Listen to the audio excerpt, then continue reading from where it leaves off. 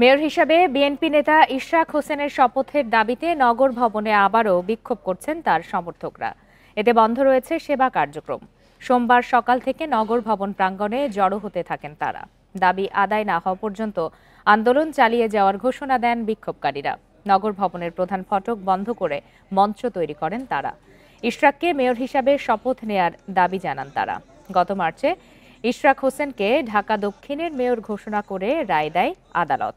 এদিকে ঢাকা দক্ষিণ সিটির নির্বাচিত প্রতিনিধিদের মেয়াদ শেষ হচ্ছে জুনের প্রথম সপ্তাহে। এই ঈদে জামা জুতো অ্যাকসেসরিজের ডিসকাউন্ট।